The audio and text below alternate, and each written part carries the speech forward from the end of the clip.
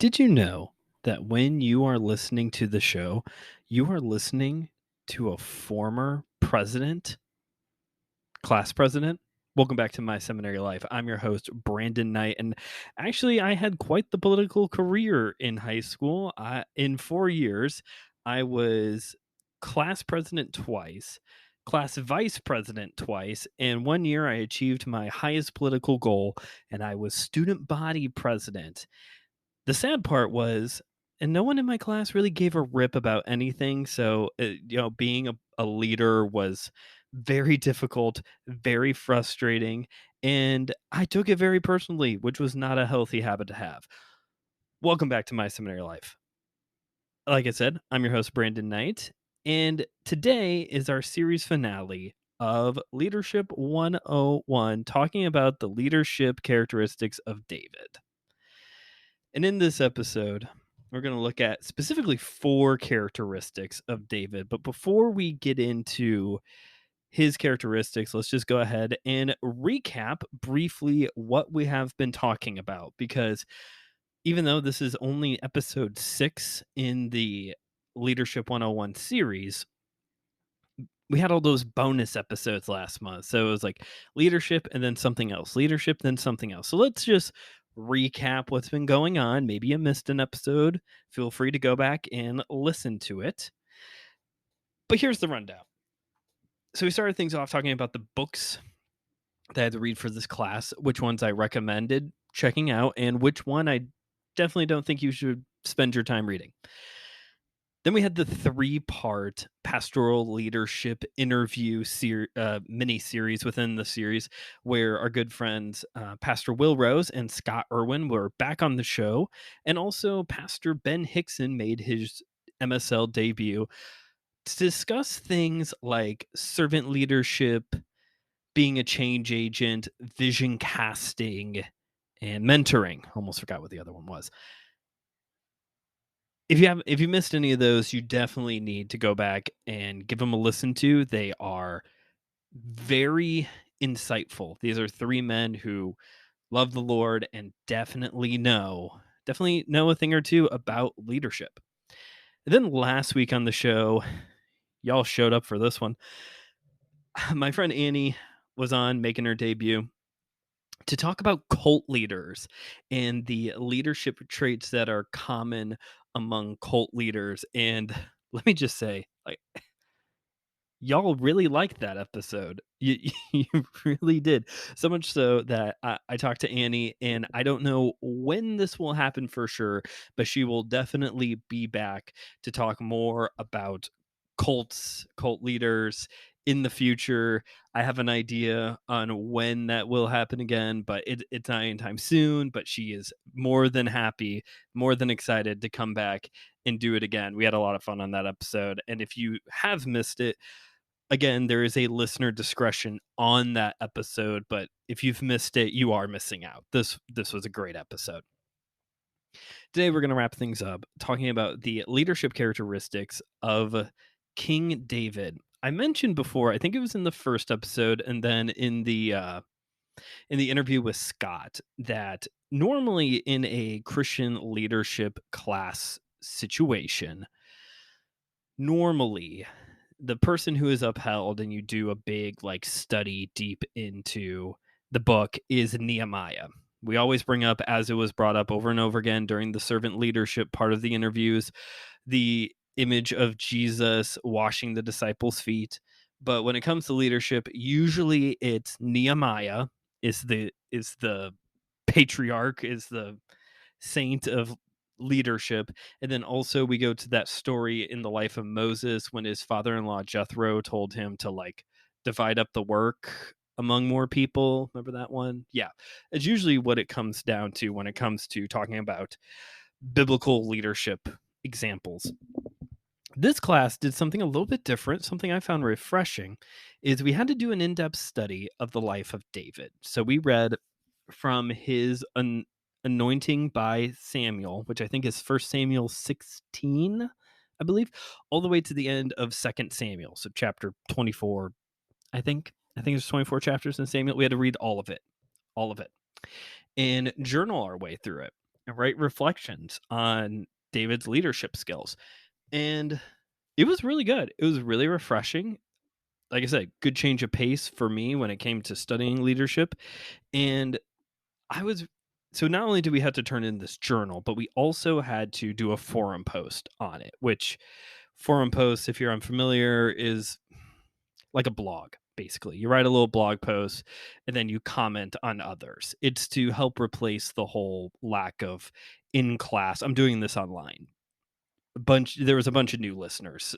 So if you're a new listener, I'm doing my seminary online. And so forum posting is a way to make up for the lack of classroom conversation with fellow students. So we had to post about it, post a summary of our findings from our journals. And I was excited. I had 4 characteristics that continually come up in the life of David, which we're going to talk about here.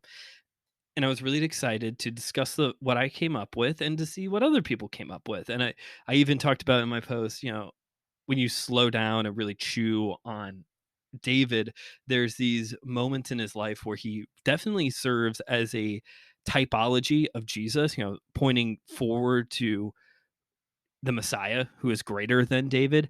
I think a great example of that is during that period of time when he's on the run from Saul. You Part of the reason why he gathers such a it says he's got like several hundred people following him, and it's like, where do all these people come from?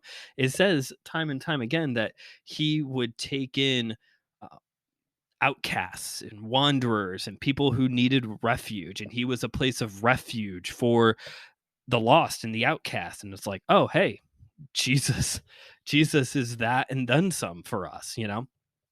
So I'm writing all this stuff, writing all of this stuff, and I go to do my responses to my classmates, and all of them, all of them post, David had moments of failure, but God still used him. And here's my thing. It's not wrong. You're not wrong for saying that, for thinking that. But I guess it's shame on me for expecting some type of rigorous conversation in an stimulating conversation in an academic environment. Shame on me for expecting that, because yeah, that's like the summary answer for the whole life of David. That's the summary answer for like every person who's in the Bible, basically, that they had moments of failure, but God still used them. I just expected more. Like I'm just disappointed. I'm disappointed at times that even at this level, we're still like just going to be content with the basic Bible Sunday school answers. Like, it's not like this all the time, but I bet if you went back through and listened to what episode number are we on? 78. If you went back and listened to all 77 other episodes plus the 10 one more things and whatever, I'm sure the most common complaint I have had is that the forum posts suck. That there are just times where it's like, can we please just have a discussion about this? Not that there's people like yelling at each other or, fighting in the forum post. There's not, but just so often it's been just, yeah. Anyway, that's my frustration. That's my rant for this episode.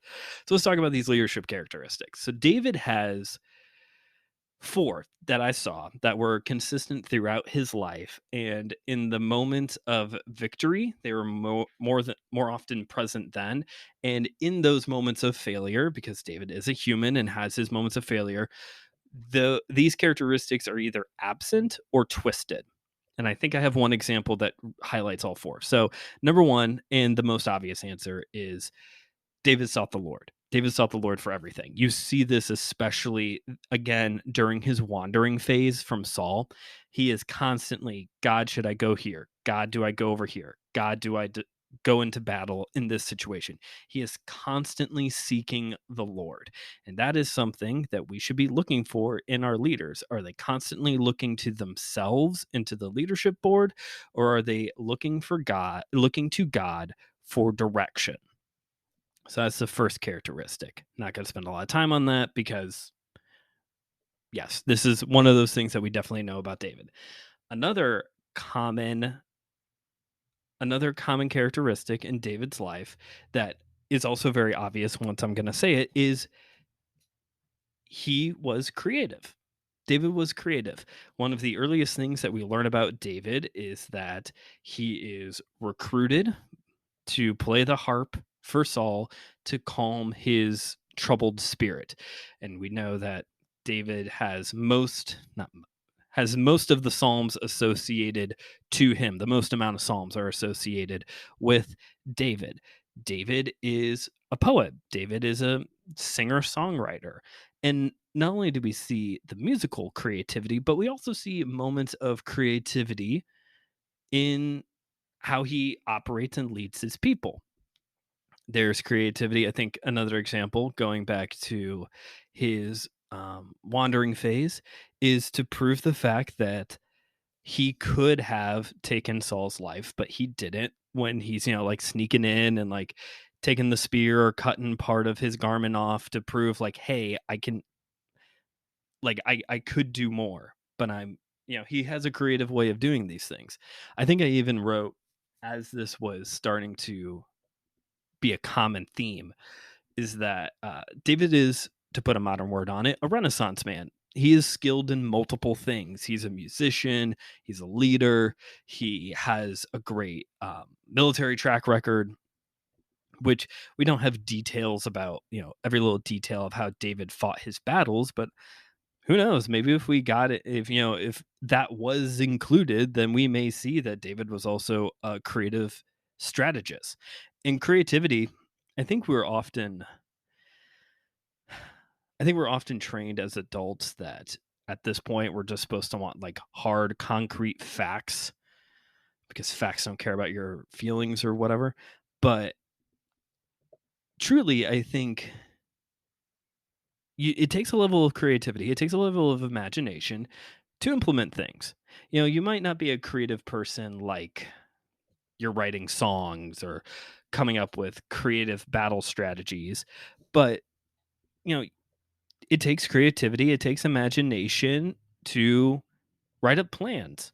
The creating a podcast, this is very structured. It's not, it may not be artistic like it's going to hang in a museum or anything like that, but it's, you know, I implement a lot of creativity, I think, into producing my shows and to come up with what topics and finding guests and things like that. So you want a leader who is seeking the Lord in direction. You want a leader who is using creativity, who is creative. And I think you want a leader who is in touch with their emotions, because this is another common trait in the life of David is David is, I think we have him so much depicted as like this man of war, He is a warrior. And David's in his fair share of wars, fair share of battles. But man, the guy is not afraid to show some emotion every once in a while. He has an intimate relationship with Jonathan. Like he is close with him. You can't shy away from the love that those two had for each other.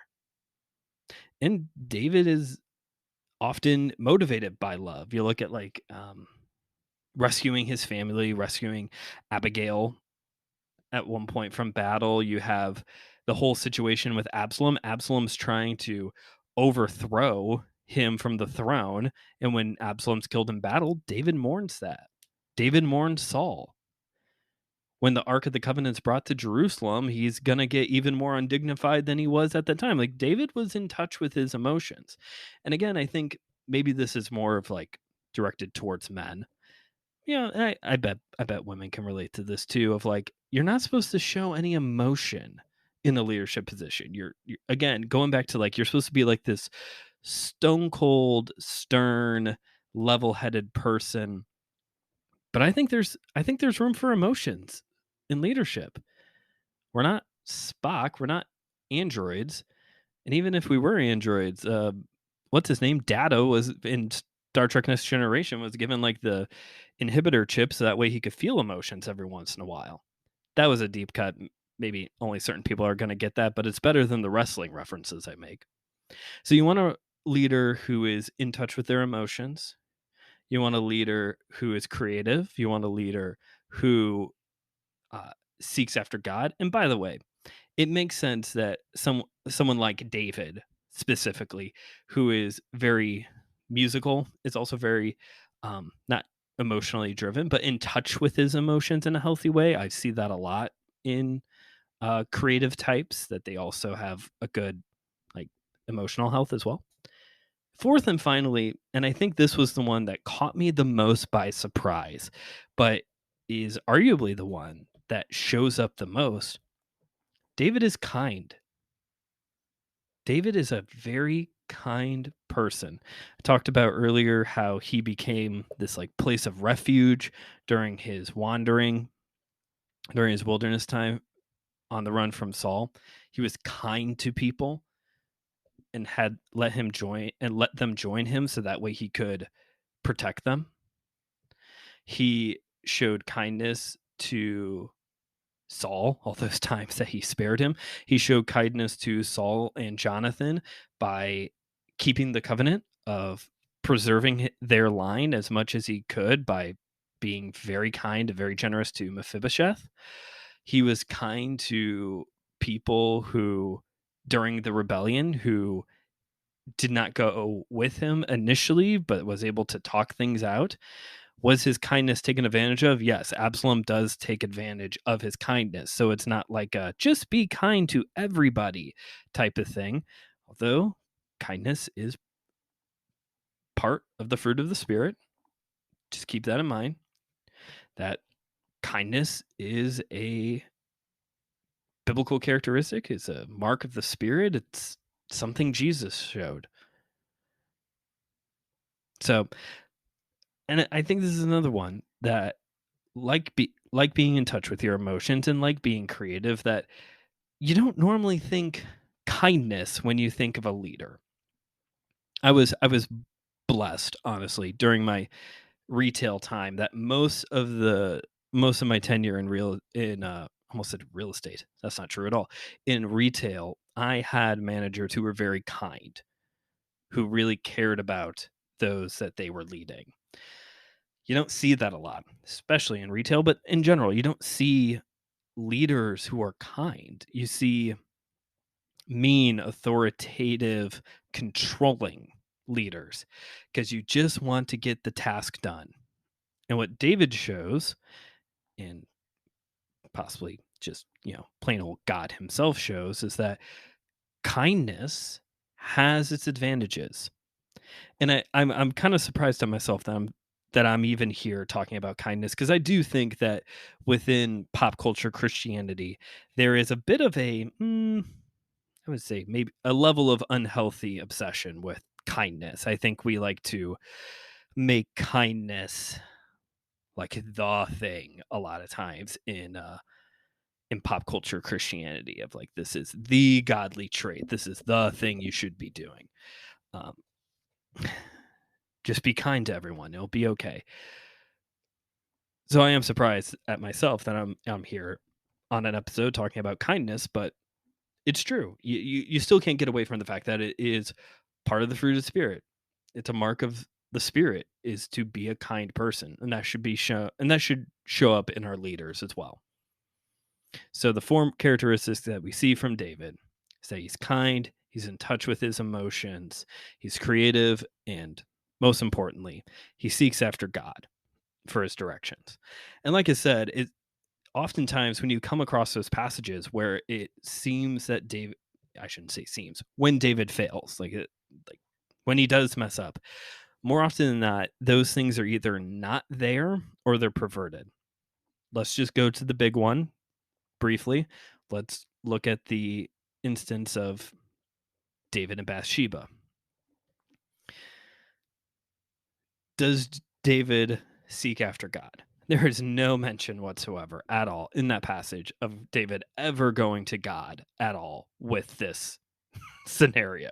He doesn't check in with God. At least we're not told that he checks in with God beforehand, before when he decides not to go off to war.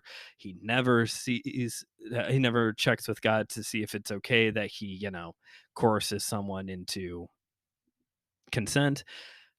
And we never see him seek after God when he comes up with a way to kill off Uriah. So that's not there.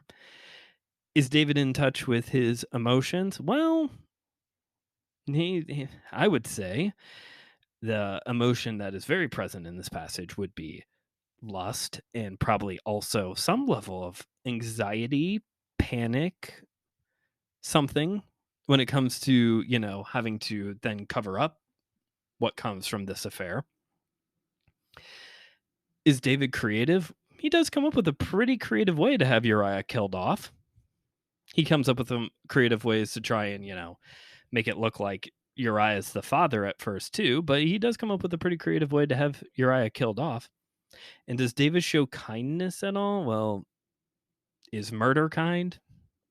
Is coercing someone into consent kind? I will give David this.